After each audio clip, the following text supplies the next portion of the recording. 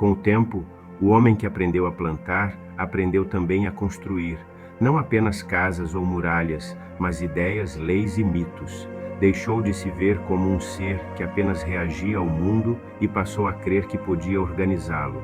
Nas margens dos rios, onde a água trazia fertilidade e perigo, nasceram as primeiras cidades. Com elas, surgiram também os primeiros impérios, e com o império, o peso da eternidade. Os deuses que antes moravam no trovão e na árvore tornaram-se entidades com nome, forma, hierarquia e poder. Passaram a viver em templos de pedra, a ter sacerdotes, códigos e cultos organizados. Era como se o ser humano, ao se ver refletido no espelho da civilização, esculpisse no céu um panteão à sua própria imagem. Assim nasceram Ísis, Osíris, Zeus, Apolo, Baal, Marduk. E com os hebreus emergiu algo novo, a ideia de um único Deus, invisível, absoluto, exigente e compassivo. A religião passou a ser o cimento que sustentava os impérios. Faraós, imperadores e reis governavam não apenas com exércitos, mas com bênçãos divinas.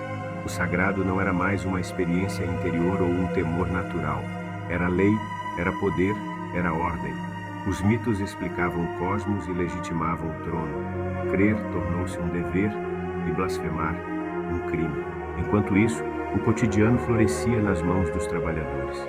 O alimento vinha das plantações organizadas, dos rebanhos guardados por muralhas. O azeite, o vinho, os grãos e os legumes formavam a base da alimentação, agora marcada por rituais, sazonalidades e excedentes. O ato de comer deixava de ser apenas sobrevivência. Tornava-se expressão cultural, banquete, oferenda. A expectativa de vida ainda era modesta, entre 30 e 40 anos, mas havia agora médicos, ervas catalogadas, práticas de cura e até cirurgias rudimentares. A saúde começava a ser estudada, ainda que entrelaçada com o sagrado. Doenças eram castigos ou desequilíbrios dos humores, e a cura exigia tanto o bisturi quanto a oração. As cidades exigiam organização. Surgiam castas, profissões, impostos, censos, exércitos, conselhos.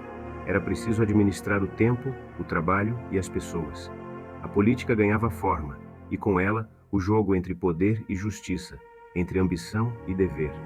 Os primeiros códigos escritos, como o de Hammurabi, tentavam impor equilíbrio mesmo que a força. A lei era, ao mesmo tempo, proteção e opressão. A escrita floresceu como um rio que transbordava por todas as margens do saber.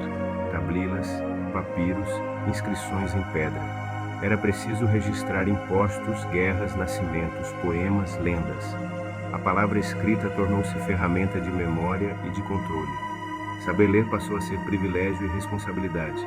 Ferramentas e invenções multiplicaram-se. A roda, o arado de ferro, os aquedutos, o vidro, os calendários astronômicos. A engenharia construiu pirâmides, navios, colunas que desafiavam o tempo. Cada invenção não apenas servia ao cotidiano, mas celebrava o engenho humano. A filosofia nasceu da contemplação do mundo e do próprio homem. Surgiam perguntas que já não cabiam nos mitos. O que é a justiça? O que é a alma? Por que sofremos? O pensamento se libertava do rito e ganhava voz própria. As escolas filosóficas transformavam a dúvida em disciplina e a razão em virtude. A natureza, embora ainda temida, começou a ser decifrada. Os movimentos das estrelas, os ciclos dos rios, os ventos das estações. A observação se tornava ciência primitiva, e a reverência à natureza dava lugar a tentativas de dominá-la. Mas cada avanço exigia humildade diante do imprevisível. A economia crescia com o comércio. Mercadores cruzavam desertos e mares, levando tecidos, especiarias, metais. A moeda surgia como símbolo de valor e confiança. O trabalho já não era apenas necessidade, mas meio de ascensão. Os artesãos ganhavam prestígio. Os escribas tinham voz, os soldados terras. E com a agricultura fortalecida, as cidades muradas e os reinos organizados, a população mundial alcançava entre 100 e 300 milhões de almas. Crescia devagar, mas de modo estável. Cada nova geração trazia consigo tanto o peso da tradição quanto o brilho do possível. A Idade Antiga foi o momento em que o homem, ao levantar os olhos para os céus, ousou pensar que poderia moldar o destino, e no mesmo gesto começou a ser moldado por tudo aquilo que criou.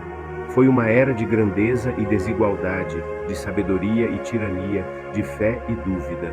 Uma era onde os deuses falavam em muitas línguas, mas o homem começava enfim a escutar a si mesmo.